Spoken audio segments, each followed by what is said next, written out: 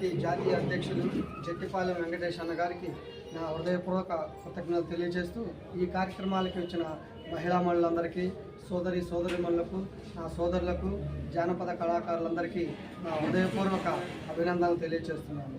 అన్నగారి బాటలో మీరందరూ నడిచి మీ హక్కులు సాధించుకుంటారని మనస్ఫూర్తిగా కోరుకుంటూ సెలవు తీసుకుంటాను.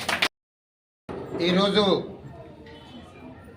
మిత్రుడు సహోదరుడు నా శ్రేయాభిలాషిగా ఉంటున్న సీనియర్ డ్యాన్స్ మాస్టర్ మరి రుక్మిణి కుమార్ గారికి పల్నాడు జిల్లా డ్యాన్స్ మాస్టర్ అసోసియేషన్ ఇన్ఛార్జిగా బాధ్యతలు ఇవ్వడం జరిగింది.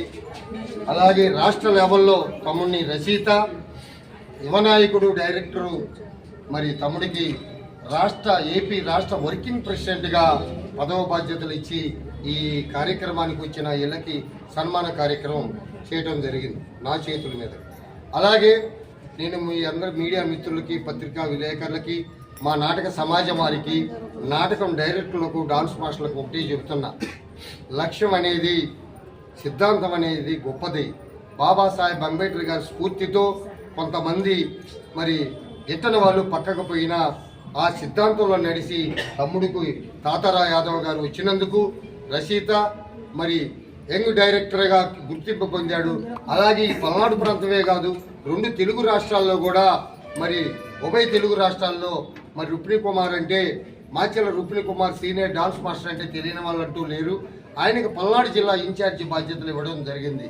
ఈ బాధ్యతలను వీళ్ళు ఒక ముళ్ళ కిరీటంగా సేవకులుగా పనిచేయాలి. కానీ తిని నిద్రపోయి అంబేద్కర్ గారి గురించి, భారత రాజ్యాంగం గురించి, మన బహుకళాకారుల సిద్ధాంతాల గురించి తెలియకుండా ఇళ్లలో పండుకొని నేను చేస్తున్నానంటే అది కుదరదు.